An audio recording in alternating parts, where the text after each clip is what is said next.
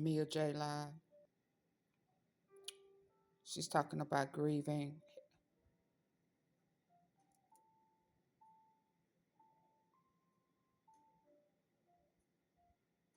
She's talking about grief.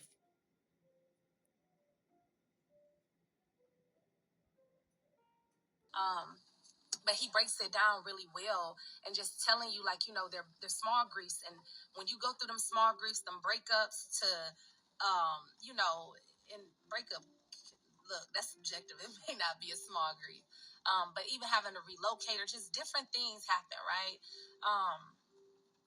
How you handle that right there, that really speaks largely to when you experience a loss, when it's something that's more permanent, more staining to your heart, you know, that's grief, right? And that's how you deal with it. And so your response to it, just having being disconnected from something that you want to be connected to, but you can't, right? It's outside of your control. You grieve that situation. And the biggest thing is like, well, how do you navigate that, right? I think one of the biggest things is that we love to be in control of our lives. We love to be the author of what we got going on. But I think above all, I know in my grief process, I realized that I'm not in control. As much as I thought that I was, or I thought that I was controlling my successes and my this and my that or whatever, it was like, I'm not in control. And when I realized that I wasn't in control, then it's like the question becomes, who is in control? The who is in control is like, my creator is in control. Absolutely. And the one thing that we all got to be real with ourselves, it's like, cut out the BS. Like, we all were born into this world, didn't know when we was going to be born into this world, and we don't know when we're going to be taken out.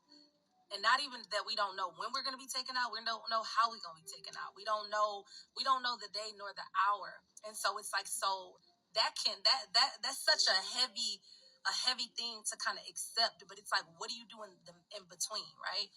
And I'm like, the biggest thing that I feel like we can do is just try to understand. So why was I created?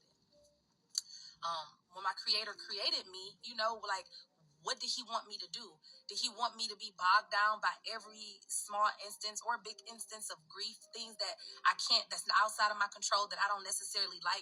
Does he want me just to like give up and just do nothing? He wants you to or does he want to use my life as an illustration of, you know, his purpose overall? Like, it's a lesson to be learned. So he's going to use me like I'm a canvas, right? Or let me see. Not even just the canvas, but it's a canvas, and just having establishing the relationship, practicing with your creator. gratitude and humility. That bad time, that unforeseen time, that time that you can't control comes and strikes you. Now you have a foundation. You know, think about the three little pigs, right? You had the one with the straw house. What was it? The straw house, the grass? No, it wasn't no grass house. The stick house and the brick house, right? Two of them didn't have a stern and steady foundation. But the one that did, you know, when the was able to fox stand, came to blow his house down, it stood. It could withstand the test of time. And that's what we want to do. We want to build our bodies, our mental, our physical, our spiritual. We want to build ourselves to withstand the test of time. And that foundation, practicing gratitude. If you practice it before the big bad wolf come and try to blow your house down, you know, you'll be you will have a habit. So when it's so like, you get to a point in grief, once you reach that point, it's hard to be grateful for something. It's hard to see like the light at the end of the tunnel. It's hard. I mean, you'll be mad at everybody. You go through anger, you go through guilt, you go through all of these things that if you weren't practicing gratitude before it came and approached you, it may be hard, super hard. You might not even be able to do it. You know what I'm saying? And so once you're through it, if you can be able to find, like, thank you for waking me up this morning. Some people didn't have the breath of life, right? Thank you for having a house over my head, and to where, you know, I'm not stressing to pay my bills. Whatever you can pinpoint as gratitude that you're grateful for, I would say journal that. As you're grieving, write those things down. Like, literally, as much as like it involves you, but it's not always about you. And what I mean by that, because like I said, like if the creator is using you for a greater purpose, to share your story, to grow you, to mature you, to elevate your mind or your spirit or just whatever. It's something being done in this moment. Like when you're broken, you know, like, and you build yourself back up, it's something being built up within you. And it's like, make room for that to happen, right?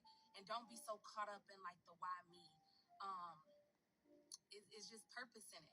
Acknowledge that there's purpose in it. You don't know what it looks like on the other side. It could be all type of.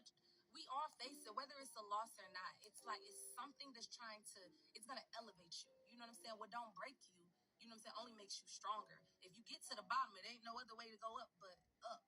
Unless you continue to allow yourself to go deeper and deeper down. And that's what I want to prevent is people going deeper and deeper down. Because there is a ceiling and you can reach it. You can touch it. Quicksand. Get out the quicksand. So humility, just to be able to say that, like remove yourself some, like don't be the victim in this situation, be the victor. And it's a mindset shift that needs to happen, I think, to even make room for humility. Like I said, establish a relationship with your creator, either before you go through something that's like a hardship in your life and even during. And if it's hard for you to do that, I think that seeking out community, if you can even think of like, who is somebody that that like, man, I don't know my creator like that. I don't even be thinking that that's important. I mean, I know God, but whatever. It's like, find somebody that can help you to bring you closer, right? Right. And like I had a few people that helped me to just kind of hold my hand because I was mad at God for a very long time. And I've talked about that before. I mean, I was literally like, why me? Because I felt like I was a victim.